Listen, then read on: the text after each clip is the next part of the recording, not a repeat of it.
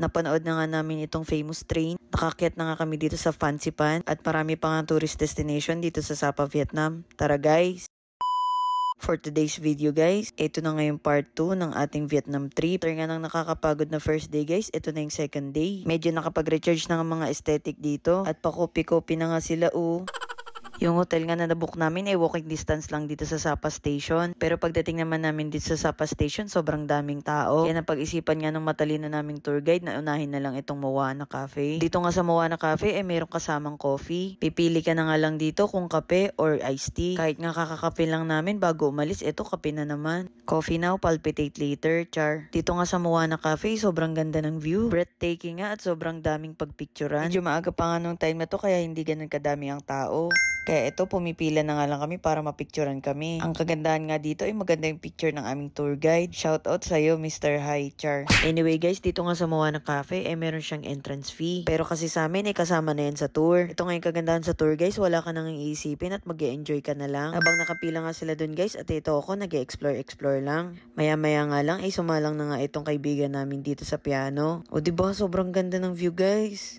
Aesthetic pa si madam yun Super effort nga itong tour guide namin dito guys. Ihiya ka na nga lang guys na hindi umaura dito. At isa nga sa makikita dito sa Moana Cafe guys, itong napakagandang statue na to. Akala ko nga sa entrance ng Moana maliit lang siya. Hindi ko nga akalain na sobrang dami pala ditong pwedeng pagpicturean guys. Halos hindi nga kami makapili dito kung saan kami magsisimula. Kaya kung saan nga pumipila itong mga friend ko ay nakikisama na lang kami. O diba sobrang aesthetic dito guys. Halos lahat nga ng spot dito ay sobrang instagrammable. Medyo malulula ka nga lang ng bahagya. Hilo yarn, char. Mabuti na nga lang inuna na namin tong Moana Cafe. Kasi maya-maya nga lang ay dumami na yung tao dito. After nga namin makalibot dito sa Moana Cafe guys, pumunta naman na kami sa Sapa Station. At doon naman nga kami sasakay ng train. At ang next location nga namin itong Fancy Pan. Uunahin nga sana namin to kanina, grabe yung tao day. Pero ngayon saktuhan na lang yung tao guys. Medyo magagaling ang sumingit tong mga kasama ko dito kaya ito nasa unahan kami ng train. Kulang na nga lang kami na yung mag-drive. Char. Kaya nga andar na nga yung train dito. Grabe, sobrang ready na yung cellphone nila. Lalo na nga to si madam, hindi niya napansin na naka-flash pa. Sabi ko sa kanya, patayin niya yung flash at mag-video na lang siya. At ito nga yung video guys, nung umaandar na yung train. Grabe, sobrang ganda. Sulit na sulit nga yung experience dito guys. At busog na busog nga yung mata namin dito. First time yarn, yes. First time namin guys. Ilang minuto nga lang yung train dito, pero grabe yung dinaanan. Sobrang ganda. Baba nga namin ng train, naglakad lang kami ng konti. Kasi dito naman daw kami magla-lunch. Medyo early lunch nga ito guys. Dahil nga matalino yung tour guide namin guys, ayaw niya sumabay sa dami ng tao. Nagulat naman ako pagpasok dito, grabe buffet pala. Nakakatuwa nga itong travel and tours na nabook namin. Sobrang goods, quality, char. Pagkapasok nga namin, tinitingnan na namin yung mga pagkain dito. At syempre, nagpaplano na kung anong mga kakainin. Pagkababa nga ng gamit namin guys, tumayo na nga kami ni madam para kumuha ng pagkain. Una nga namin ito at yung isang nakasabit kanina, pagkapasok ka pa lang, nakita ko na to. Halo-halo nga yung mga pagkain dito guys. May mga Korean food, Chinese, at iba pa. Sobrang na-excite nga kami dito guys. Kanya-kanya nga muna kaming buhay ditong 5 at hindi muna nga kami nagpapansinan dito nung kumukuha ng pagkain. Kanya-kanyang ikot at kanya-kanyang kuha.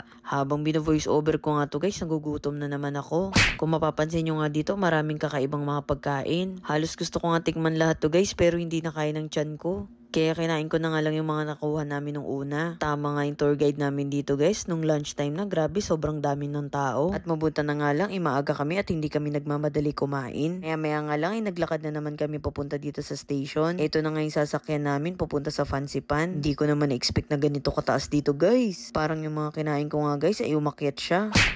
Naubos nga yung tapang namin dito guys. Pero at the same time, nag-e-enjoy pa rin kami. Almost 30 minutes nga yung travel dito sa cable car. Medyo nakakaantok siya. Pero dahil malululuin nga kami, hindi kami nakapag-relax, char. Kita mo naman na, diba? Sobrang nalulula na nga ako, diba? Hindi ko naman kasi in-expect na dito pala yung unahan, guys. Kaya for the lula talaga ang aesthetic dito. Tanggal talaga angas ng aking mga frenny. Nauhulas nga yung mga blush on nila dito, guys, char. Second time na nga namin mag-cable car ni madam. Pero ito kasing sa Vietnam, guys, sobrang taas niya. Alam mo yung feeling na mataas na siya, tapos may itataas pa ganun. Kaya kahit nahihilo nga si madam dito, for the video siya, for the my day. Maya nga lang, after ng paghihirap, nandito na nga kami sa taas. Masasabi nyo bang hindi mataas to guys? Tingnan naman yung fog, sobrang lamig. Ito na nga yung pinaka highest point dito sa Sapa. Pagkarating nga dito sa taas, nag-trend na naman kami para sa mas mataas pa. Anli taas yarn, for the shock ng mga person dito guys. Kasi parang makakausap mo na si Lord dito sa sobrang taas, char. Pagkarating nga namin dito, sobrang dami naming hingal. Sakto naman pagkarating namin, papalitan yung flag nila. So, nagkaroon nga kami ng konting ceremony dito. Nakakatuwa lang at naabutan namin yung mga ganitong pagganap nila dito. At syempre, hindi nga ako papayag na wala akong video dito sa flag. Kaya pagkababangan ng ibang turista dito guys, ayan, for the go. For the aesthetic na si madam dito, yung mga kasama ko nasa baba na. Kahit nga hiningal kami dito guys, sobrang nag-enjoy kami. Bukod ka nga sa sobrang lamig niya, nakakatuwa din yung cable car kahit sobrang taas niya. Ito nga at ang pinakamahabang cable car. At the same time, sobrang ganda nga nitong mountain. Sobrang taas nga dito ay tinatawag siyang Indochina's rooftop.